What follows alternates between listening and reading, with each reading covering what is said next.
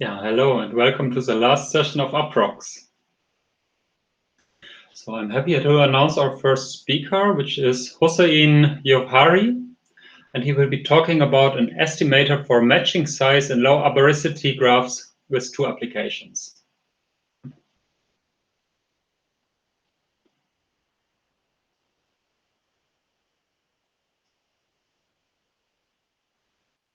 Hello.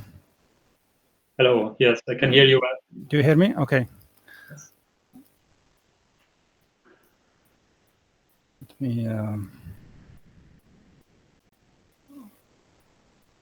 Yes, your slides. Do you have my slides? Perfect. Okay, great. Okay. Hello, everyone. My name is Hossein Johari. I'm affiliated with KN2C University of Technology here in Tehran, Iran. In this short presentation, I'm going to talk about the maximum matching problem on for a low arboristic graph, especially for planar graphs in the data history model. So the problem is that we want to estimate the size of the maximum matching. So I want to emphasize that here in this presentation, we are interested in estimating the size of the maximum matching in contrast with the algorithm that actually output actual matching. So we want to do this in a sublinear space. And we have like two measures. One measure is the approximation factor of the algorithm, which we want to be close to 1. And the other measure is that the space complexity of the algorithm, because we are in the data history model.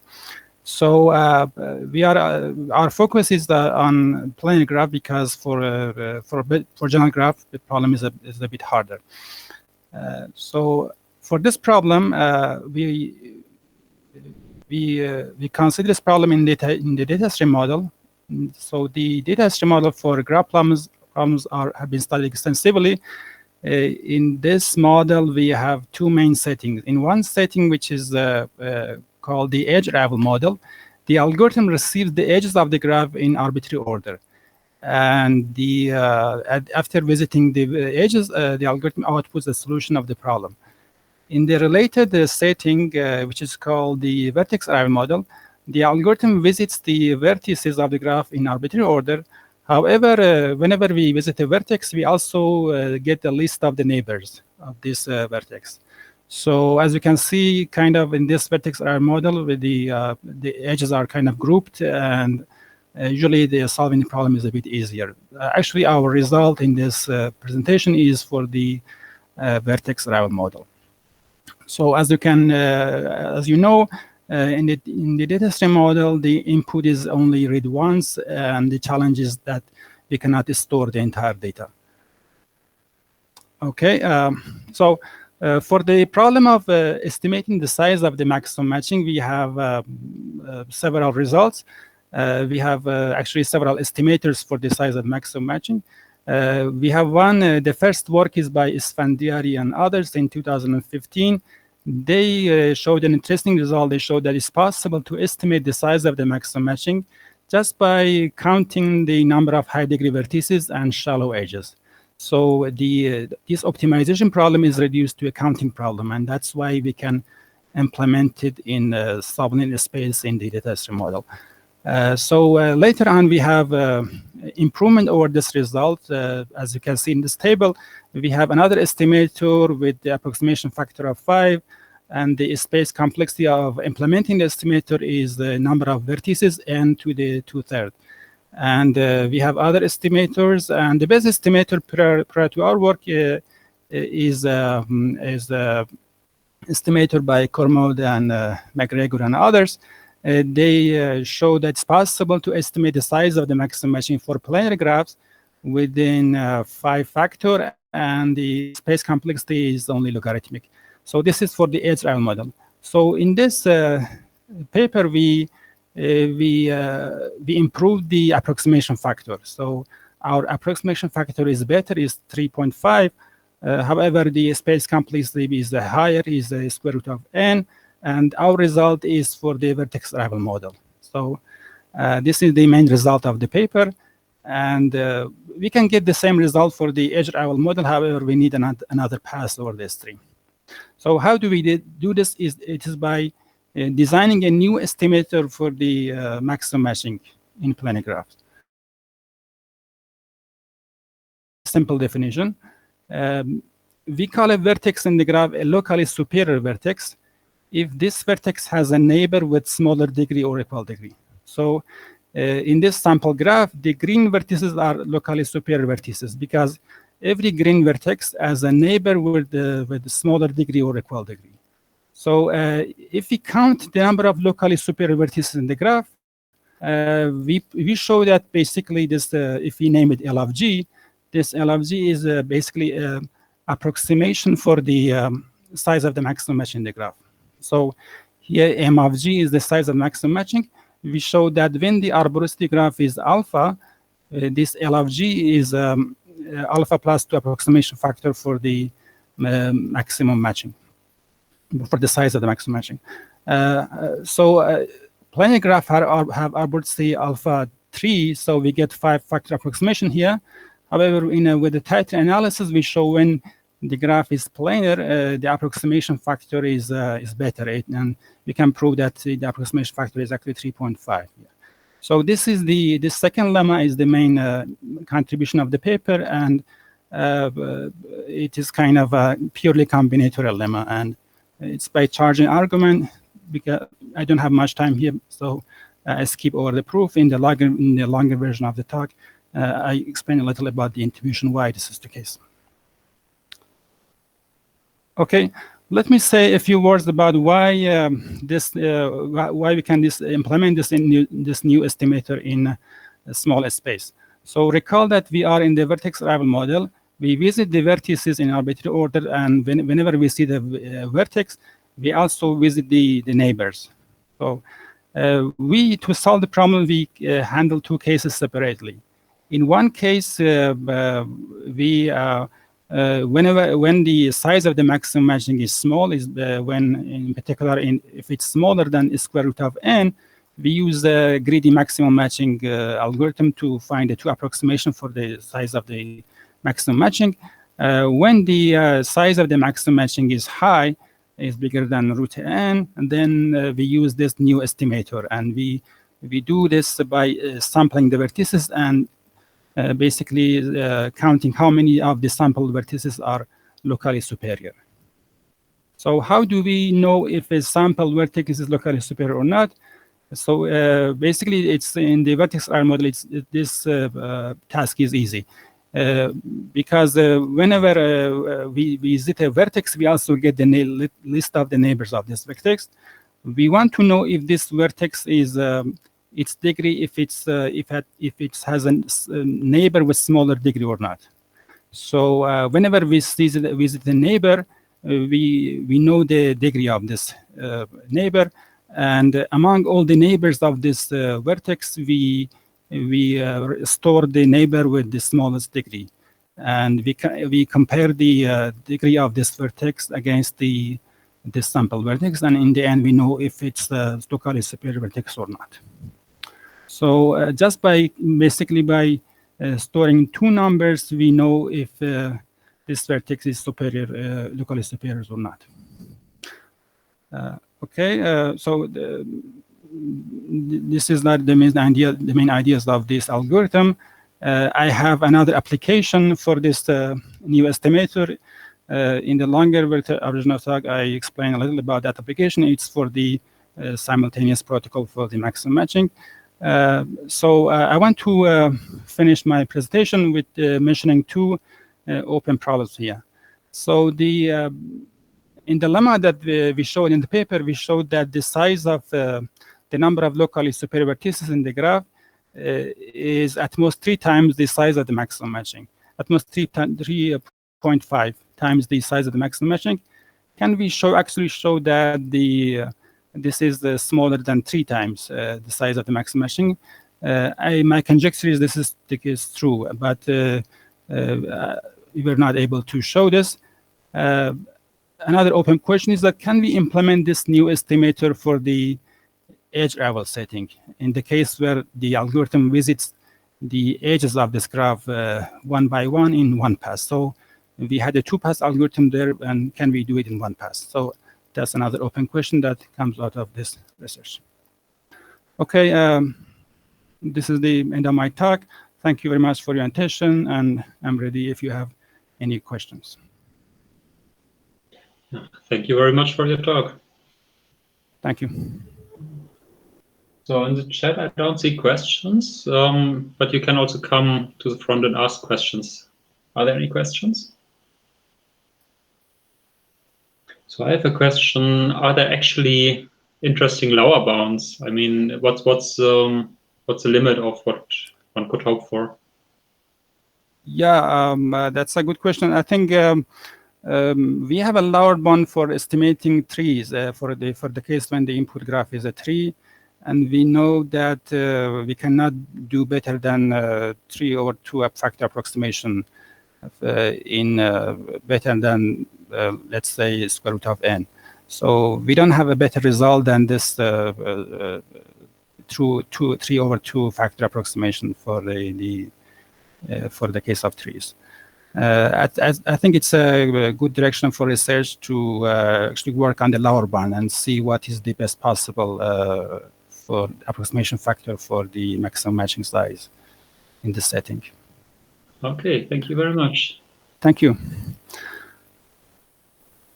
So then I guess we go to the next speaker. The next speaker is Callum McCrory, and the talk is about the secondary matching meets probing with commitments. Callum, could you please come to the stage? Yeah, I see you there. Bit more to the left. There, here we are. Perfect. And can you see the slides okay? Yes, I can see them.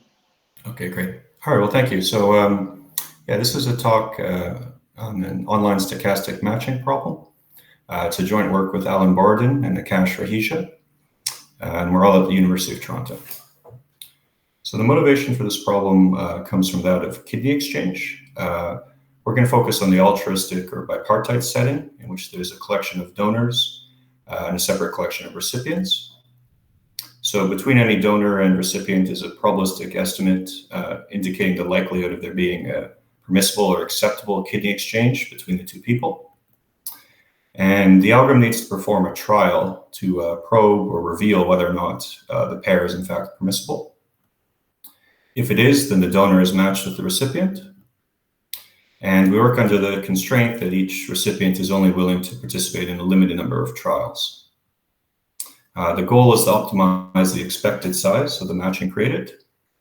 And this is all an offline problem. So in this talk, we'll focus on the online version, in which, again, the input is a bipartite stochastic graph. We think of each edge as being active independently with probability PE. And initially, the online probing algorithm is only given access to the offline nodes and their vertex weights. So the online nodes arrive based on some adversarial ordering. And when V arrives, it presents its edge probabilities and its patience value, LV. However, the edge states remain hidden. So instead, the algorithm gets to probe at most LV edges, sequentially revealing their states. And if a probed edge happens to be active, then it adds that edge to the matching.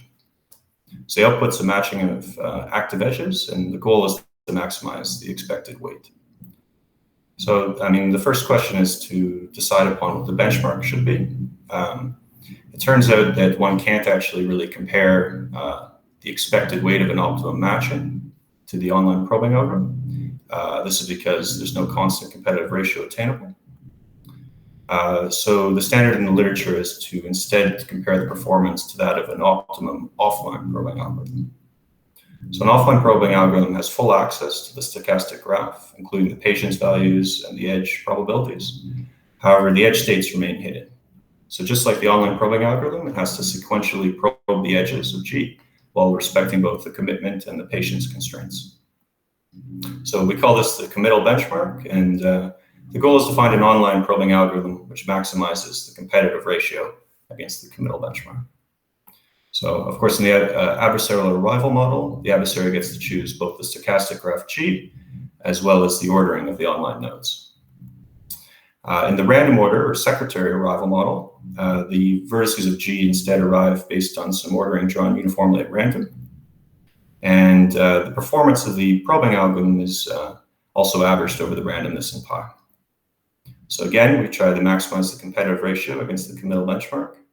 And in this setup, we sort of emphasize that the adversary only gets to choose the stochastic graph.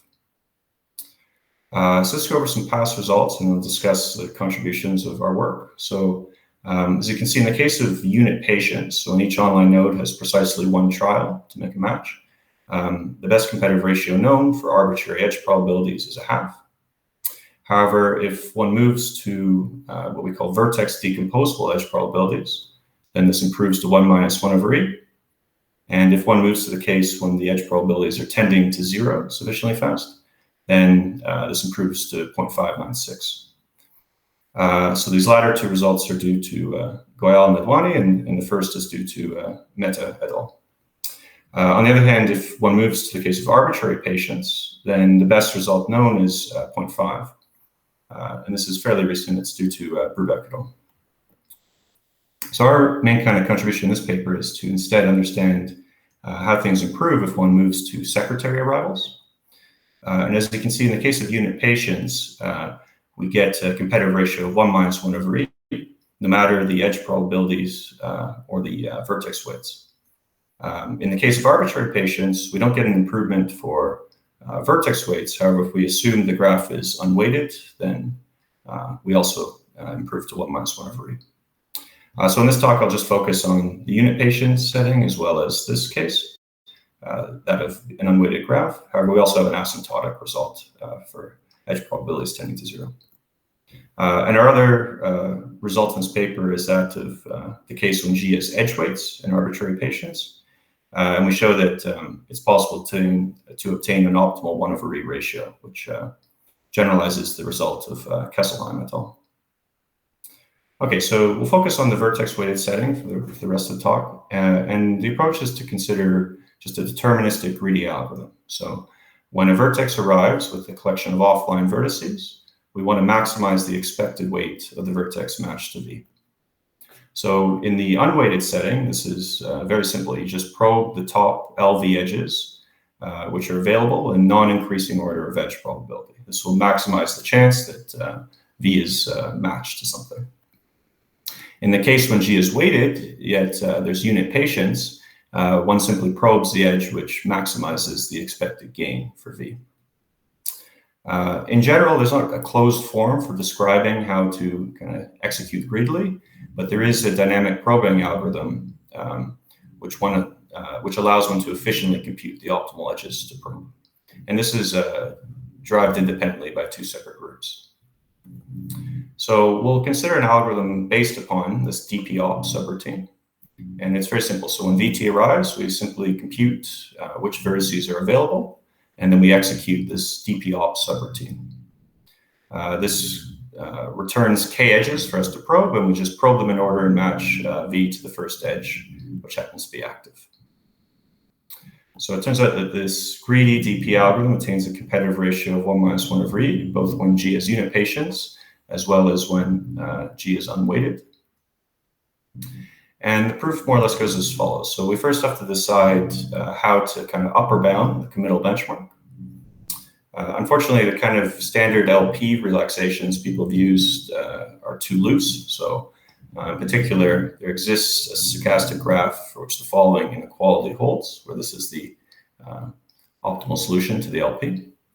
So in particular, this precludes one proving a competitive ratio of 1 - 1/e against this LP solution.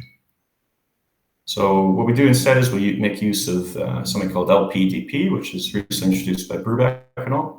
So this imposes a bunch of additional constraints on the online vertices, where it's not so hard to see that if one defines XV to be the likelihood the committal benchmark probes a particular edge, then the optimum solution to this LP upper bounds the value of the committal benchmark. So the proof then goes via a dual fitting argument. So we consider the dual of LP-DP, which now has exponentially many variables. And we follow kind of the standard approach for ROM arrivals, where we draw an arrival time and we consider the cost-sharing function of Devener et al. So initially, before greedy DP starts its execution, we set all the dual variables to be 0. And we consider what happens when V naught arrives at arrival time y.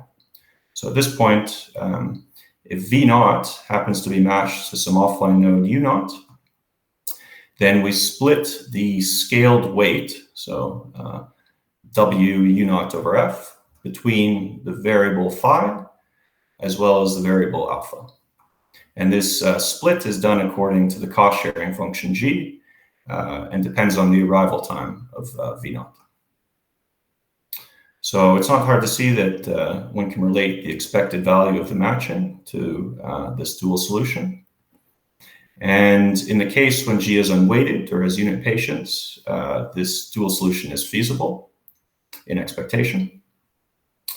And the proof of this relies heavily on the monotonicity of this greedy DP algorithm, which is analogous to the monotonicity of the ranking algorithm due to KVV as well as Devener et al. So I'll stop there for now and just mention one kind of natural open question. Of course, our proof is conditional in the sense that it requires some assumptions on the stochastic graph G. We'd of course like to know whether or not the competitive ratio is attainable no matter the patience values or the vertex weights. But our work sort of suggests that a proof which doesn't rely on monotonicity is required. And this may be challenging because it would imply an alternative analysis of ranking which doesn't rely on monotonicity. And this property is kind of used in all the proofs that we're aware of. So there's other open problems as well. I'm happy to discuss them afterwards, but I'll stop here for now. So thank you for listening. Yeah, thank you very much for the talk. Are there any questions? So if not, we continue with the next speaker, which is Sebastian Schubert. And Sebastian Schubert will be talking about optimal algorithms for online B matching with variable vertex capacities. Hey, hello everybody. I hope everybody can hear me well and see my slides. Yes, I can hear you well. I see your slides, but they're not yet full screen. Yeah, I'm doing that now. Okay, so once again, hello everybody, and welcome to my talk about our paper, Optimal Algorithms for Online B Matching with Variable Vertex Capacities. My name is Sebastian Schubert, and I'm presenting joint work with Professor Susanne Albers. Okay, I want to start by defining the online B matching problem, which we've considered in our paper. It's essentially a generalization of the classical online bipartite matching problem. So our input is a bipartite graph, unweighted, but only our left-hand side, which we will call the server side, is given in advance. And additionally, for every server S, we are now given a capacity, or BS, variable BS, which simply denotes the amount of times that this server may be matched. And then everything else is identical. Our right-hand side, our request side arrives individually, one by one, together with its incident edges, and then upon arrival of a request, we have to match it immediately and irrevocably. And the goal is to simply construct a valid B matching of maximum cardinality. Okay, here I have to mention the standard reduction of B matching, which simply states that if we replace the server with a capacity BS by exactly that amount of unit servers that have the same neighbors, then we can reduce our B matching problem to the classical bipartite matching problem. This further implies that we can essentially use every online algorithm for online bipartite matching problem, also for online B matching problems, such that these algorithms achieve the same competitive ratios. So the classical online bipartite matching related work is also relevant here. And yeah, this problem was famously introduced by Karp, Vazirani, and Vazirani, and they showed that for deterministic algorithms, the optimal competitiveness is simply 1/2 and achieved by any greedy algorithm. And on the randomized side, they gave the well-known result that the ranking algorithm is optimal and is 1 - 1 over E competitive. Okay, then I also want to mention the very elegant primal dual analysis of this ranking algorithm. given by Devanut, Chain, and Kleinberg, which I'll come back to later. Okay, now to the online B-matching problem. This problem with vertex capacity was introduced by Kanyo Sundaram and Bruce, and they considered a case where all server capacities are equal and denoted by B. And for this problem, they gave the balance algorithm, which achieves an optimal competitive ratio of 1 minus 1 over 1 plus 1 over b to the power of b. And this expression simply approaches 1 minus 1 over e for larger b. However, you can show that for variable server capacities, this balance algorithm is only 1/2 competitive. And from their paper, the following hardness result follows that essentially for deterministic algorithms, no algorithm can be better than this expression of the competitiveness of balance, but you have to replace b by b min, which is the smallest server capacity present. Okay, for randomized algorithms, only the following negative result by Mehta et al. Was known, that even here no algorithm can be better than 1 minus 1 over e competitive. And as far as we know, the only algorithm that achieves this competitiveness is the ranking algorithm combined with the standard reduction. So we first apply the standard reduction and then just run ranking on the resulting graph. And here I also have to mention the allocation algorithm by Buchbinder, Jain and Noir, which is a deterministic algorithm for the much more general Edwards problem. And if you specialize this algorithm for the online B-matching problem, you can show that this algorithm actually achieves the optimal competitiveness here. Okay, so what are our results, our contributions? We essentially show that the most natural and simple online algorithms obtain also these competitive ratios. So on the deterministic side, we give the very natural relative balance algorithm, which, as the name suggests, simply assigns an incoming request to a server with the smallest fraction of its capacity used so far. And we show that this algorithm achieves the optimal competitiveness by a pretty standard primal duo analysis. And as our main result on the randomized side, we show that, maybe surprisingly, this ranking algorithm doesn't need the standard reduction to be optimal competitive. Yeah. So we don't have to split all of our server vertices and then run ranking. It's actually sufficient to just run ranking on the original graph. So what are some repercussions of this? Well, one interpretation of this ranking algorithm is that initially, when our offline side is given, that you generate a random number uniformly at random between 0 and 1 for every offline vertex. So if you don't use the standard reduction, this simply means that you only generate one random number for every whole server and not for every individual server capacity. So, I mean, depending on these server capacities, this may drastically reduce the amount of randomness required. And we also believe that this may be interesting from a technical point of view, because we actually showed that this standard primal duo framework of Devanut et al., which has been used to analyze quite a lot of online matching algorithms, can only show a competitiveness of 1/2 for this ranking algorithm if no standard reduction is used. And we were able to fix this to show the competitiveness of 1 minus 1 over e by replacing the classical online B-matching linear program by the so-called configuration linear program in this primal duo framework. Yeah, for further details, I'll have to refer to the longer talk or to my poster. And here I also want to mention that this idea was, as far as we know, recently introduced by Yong and Zhang in their paper about the biparallel matching problem with stochastic rewards. Okay, now in the last couple of minutes, I want to move on to the vertex-related extension of this problem, which we've also considered in this paper. I mean, it's also well known that now in this version of the problem, every server has an additional weight, WS, assigned to it. And then everything else is the same, but every matching edge incident to a certain server S has simply the value of this weight. So this edge would have a value of 8. And now the goal is to construct a matching that maximizes the total weight. So here, this detailed matching would have a total weight of 38. Okay, here, this problem without vertex capacities was introduced by Agarwal et al. And they showed that it's essentially very similar to the problem without vertex weights, where, on the deterministic side, the optimal competitiveness is 1/2, and again, achieved by any simple greedy algorithm. And on the randomized side, the optimal competitiveness is also 1 minus 1 over e, and that this competitiveness is achieved by a generalization of the ranking algorithm, which they've called perturb greedy. And this perturb greedy algorithm was also analyzed in this primal duo framework by Devanut, Jain, and Kleinberg. And for the problem with vertex capacities, on the deterministic side, we are not aware of any other algorithm other than this allocation algorithm again, which can also be specialized for this version of the problem. And here it also achieves the optimal competitiveness. And on the randomized side, actually Agarwal et al. Also noted in their paper that you can simply use the standard reduction such that perturb greedy is also optimal for this problem with vertex capacities. So our contribution here is that we essentially extend a result of ranking to the more general perturb greedy algorithm, and in fact show that this algorithm also does need the standard reduction to be optimal. And basically the same comments apply here for perturb greedy, because it works very similar as ranking by essentially picking a random number for every offline server. So again, this may drastically reduce the amount of randomness required, and also this configuration linear program approach is very crucial here. Okay, so this basically concludes my talk. I have a brief, small slide to summarize the results. And I want to thank you for your attention, and I'm looking forward to hearing from you in the poster session. Yeah, thank you very much. So are there some interesting open problems related to that?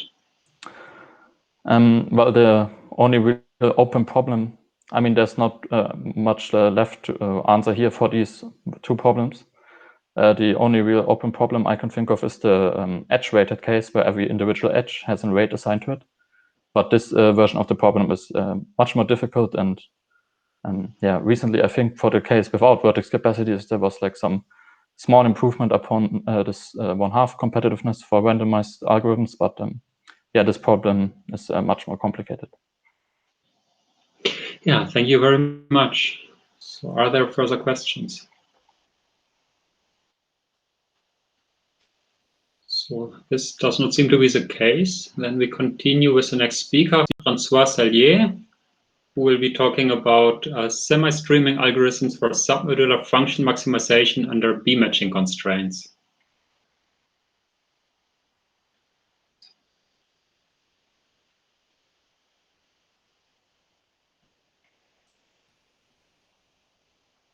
François, your microphone is still off.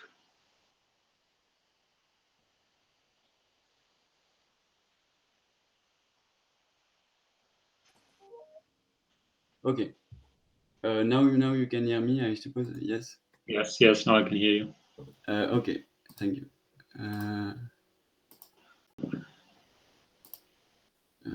So now you can see the slides too, maybe. Yes, perfect. Okay. So hello everyone. This presentation is about semi-streaming algorithm for B matchings, and this is a joint work with Xiansheng Wang.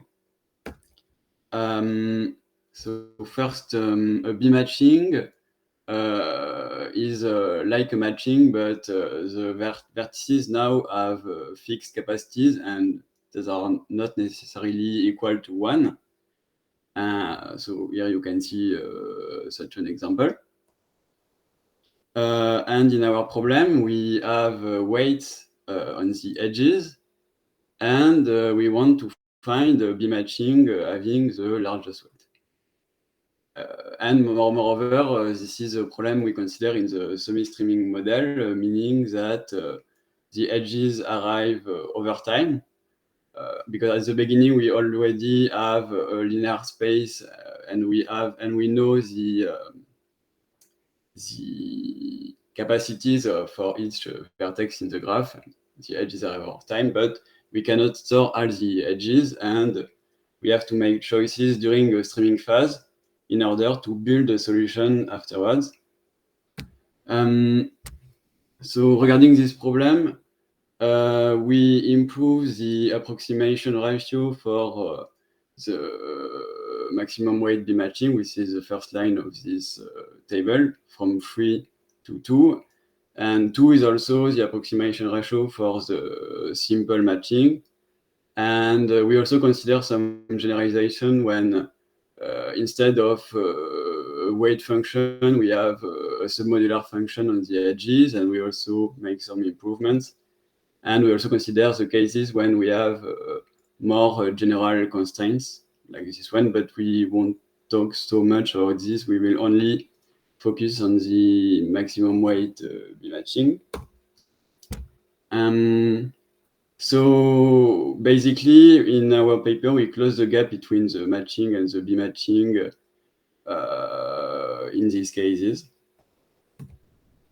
Now let's talk about how we did that. So we use basically the same framework as the previous papers about semi-streaming algorithm for matching and B-matching. So first a local ratio technique during the streaming phase, and then a greedy construction.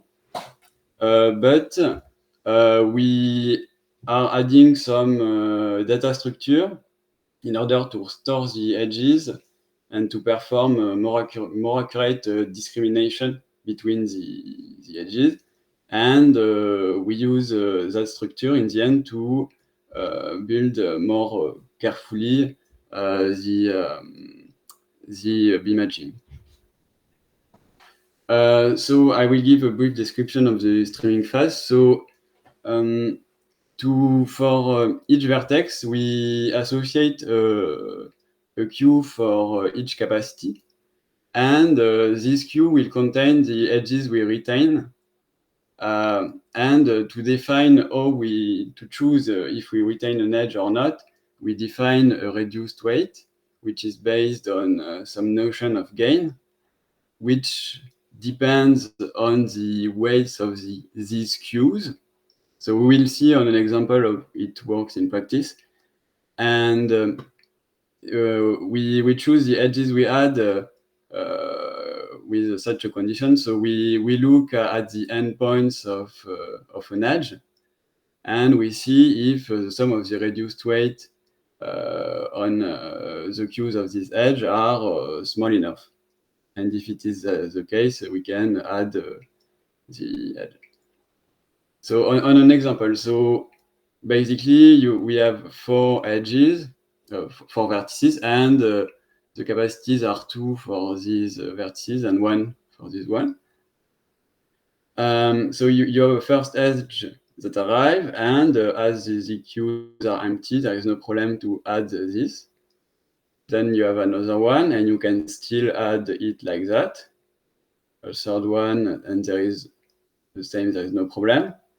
But then, for instance, in that case, you can see that the queue in vertex 3 already contains edges that have a large gain, and therefore we discard that edge. And then we have other edges that come, and in the end we have some data structure like that. So this corresponds to algorithm 1 in our paper, and one can show that the gain of the edges in S are at least half the weight of the unknown optimal B-matching. And then, knowing that, we want to build from S a B-matching. So we do that in reverse arrival order. And the key idea is that the weight of an edge is equal to its gain plus the sum of the gains of the edges that are below in the queues. So for instance, here the last edge is edge 6, so we can take it, but the weight of edge 6 is equal to its gain plus the gain of edge 5 and edge 1. So we can now discard these edges, and the next we consider is edge 3. And using this kind of algorithm, we can get all the value of G for all the edges, and we get a B-matching because we only take one element per queue. So this corresponds to algorithm 2 in our paper. And to prove that it is actually working, there are 2 main steps. So first, the gain of S is large enough, and second, the B-matching that is built is has a weight that is larger than G of S. So we already seen that. So, and for the first part of the lemma, it's rather technical. It it's you have to make some small observation that are not very difficult, and you get that. Regarding the memory consumption now, because for now we add a condition like that, so we could have a lot of edges that are respecting these conditions. And one thing we can do is use a stricter condition. And as the reduced weight will grow exponentially, you won't have too much to store. And there are other optimizations that can be done, which can give the following memory consumptions.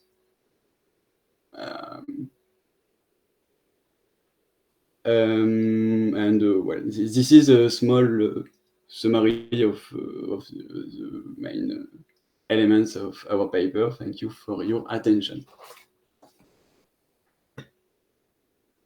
Yeah, thank you very much. Are there any questions?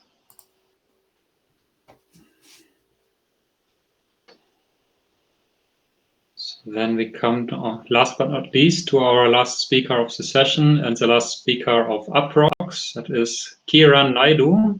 And he will be talking about on two-pass streaming algorithms for maximum bipartite matching.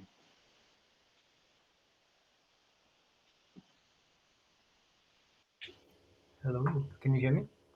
Yes, I can hear you. Cool.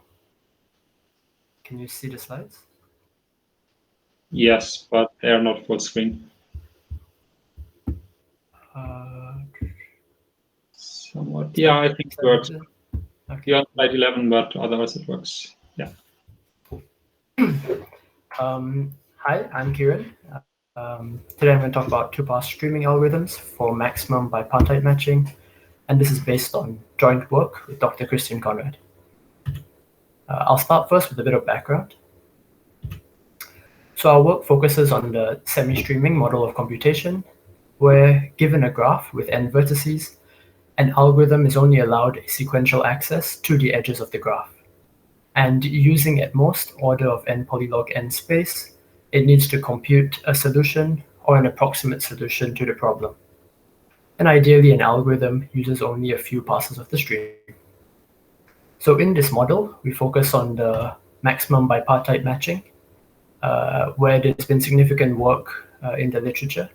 And despite that, actually, the best known one-pass algorithm is a simple greedy maximal matching algorithm, which outputs a maximal matching that's provably a half approximation. In 2012, however, it was shown that this could be beaten using a second pass of the stream. And since then, there's been significant work in the two-pass setting.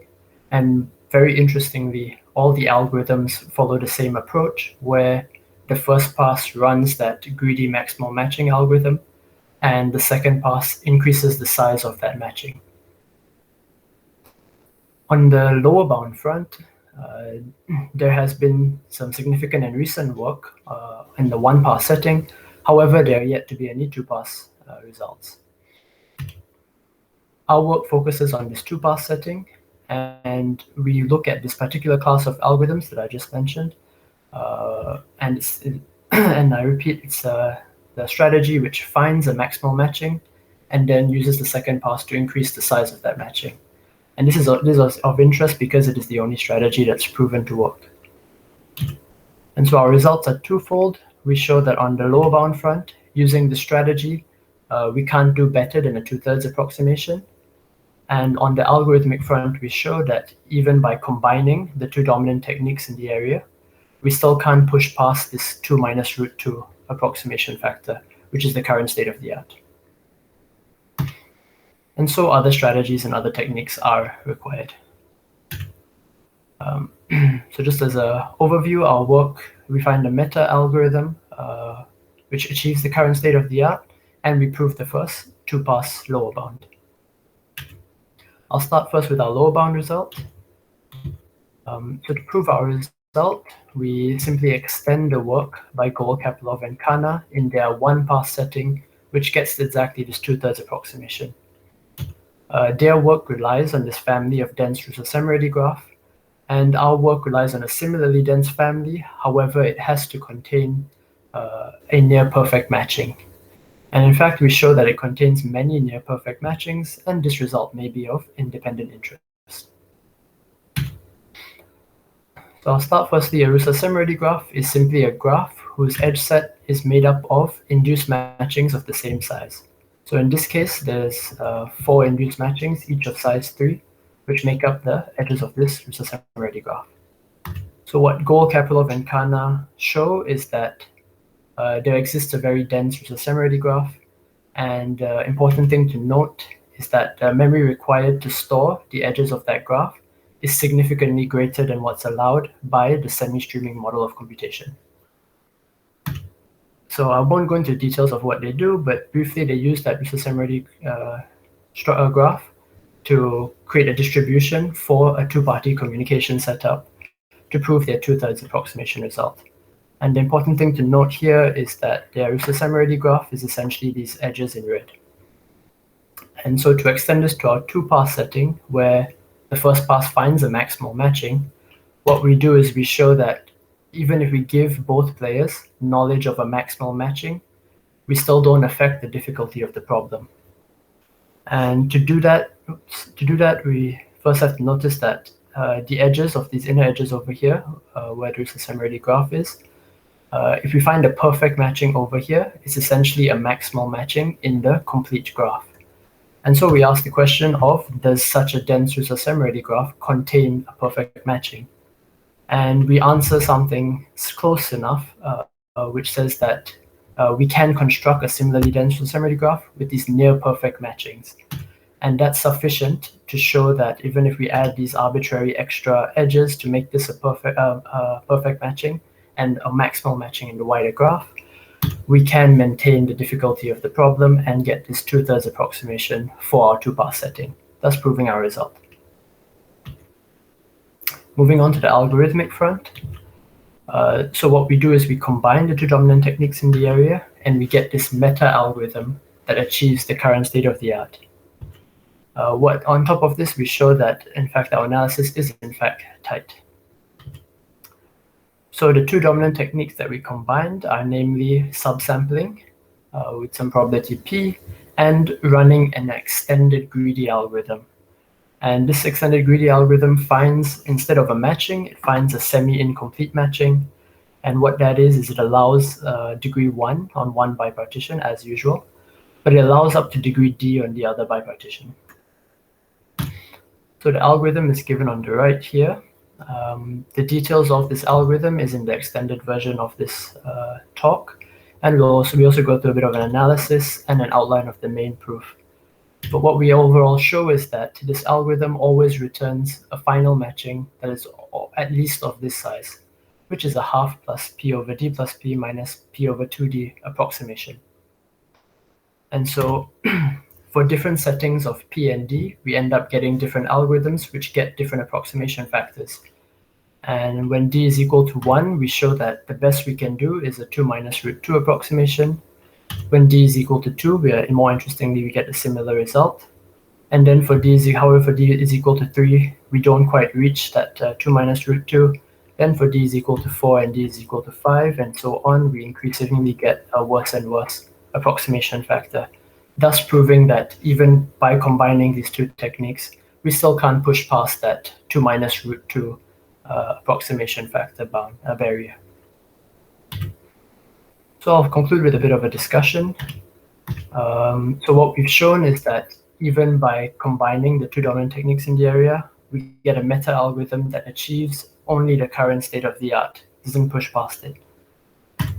And interestingly, for appropriate settings of D and P, we can actually get back Conrad's 2018 algorithm, which is the current state-of-the-art, and Esfandiari's algorithm as well, 2016 algorithm. Then we prove that these analyses are in fact tight. And with our lower bound result, we show that we reduce the gap of possibility for these specific class of algorithms, which then also raises the question of needing more techniques to push past this barrier. So I'll end with a few open questions. First one being, can we extend other one-pass lower bounds to our two-pass setting? Is there a way to find a different type of algorithm which does more than just find a maximal matching in the first pass? And the age-old question, can we beat a half approximation in just one pass of the stream? Thank you. Thank you very much for your talk. So, if there are no other questions, let's thank all the speakers. And then I guess we meet in the lobby. Oh, Laura says a few words. Yeah, just a few words to thank the speakers of this session, but also the speakers of all the session of Approx, since this one is the last one. I would also like to give a special thanks to the program committee members who did an awesome job, and in particular to Tobias Munke and Umang Bhaskar that were also chairing sessions during these 3 days. Yeah, there is the discussion phase still going on at the lobby, but yeah, I would like to take the opportunity to just say that we wish that the next year Approx will be finally resuming in person. And yeah, thank you all for participating. Thank you.